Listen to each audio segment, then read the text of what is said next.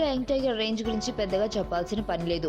Hits పరంగా పెద్ద భారీ హిట్స్ లేనప్పటికీ తాజాగా వచ్చిన నాన్నకు ప్రేమతో జనతా గ్యారేజ్ సినిమాలు ప్రభంజనం సృష్టించి ఎన్టీఆర్ రేంజ్ ను పెంచాయి. ఇదిలా ఉంటే తాజాగా ఎన్టీఆర్ తన మార్కెట్ ను పెంచుకునే క్రమంలో మలయాళంలో మోహన్ లాల్ తో కలిసి జనతా గ్యారేజ్ సినిమాని తెరకెక్కించాడు. అయితే అది ఎన్టీఆర్ కు కలిసి వచ్చిందో లేదో తెలియదు కానీ మోహన్ లాల్ కి మాత్రం బాగా కలిసి వచ్చిందని ఇండస్ట్రీ వర్గాలు చెబుతున్నాయి. ఇంతకీ విషయం ఏంటంటే జనతా గ్యారేజ్ సినిమాతో ఎన్టీఆర్ ఒక భారీ ప్రయత్నం చేశాడు. మోహన్ లాల్ అడిగినంత చేతిలో పెట్టు, కేరళ మార్కెట్ కోసం అంటూ అంత పెద్ద స్టార్ ని పట్టుకొచ్చి తన సినిమాలో పెట్టుకున్నాడు. సినిమా సూపర్ హిట్ అయ్యి బంపర్ కలెక్షన్లు రాబట్టడం కూడా జరిగింది. కానీ ఎన్టీఆర్ పరంగా మోహన్ లాల్ కేరళలో ఏమైనా ఉపయోగపడ్డా అంటే లేదని చెప్పాలి. మంచి రేటుకి సినిమాని అమ్మేసుకున్న మోహన్ లాల్ కనీసం ఎక్కువ థియేటర్లలో సినిమాని విడుదల కూడా చేయలేదు.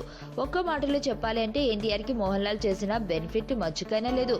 ఎన్టీఆర్ వల్ల మాత్రం ఆయన బాగానే లాభపడ్డాడు. మోహన్ లాల్ నటనను, ఆయన మంచితనాన్ని తక్కువ చేసే ఉద్దేశం లేదు. కానీ ఇప్పుడు మోహన్ లాల్ మలయాళం సినిమాలు తెలుగులో రిలీజ్ కి రెడీ అవుతూ ఉంటే మాత్రం ఎన్టీఆర్ వలన లాభపడిన మోహన్ లాల్ ఎన్టీఆర్ కి చేసింది ఏమీ లేదు.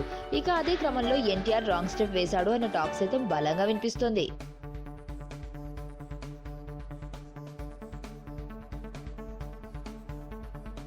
మరణం దేహానికే గాని ఆత్మకు కాదని భగవద్గీత చెప్తుంది. మనిషి బరువెంతున్న మరణానంతరం 21 గ్రాములు తగ్గుతుందని సైన్స్ చెబుతుంది. అంటే ఆ 21 గ్రామ్స్ బరువు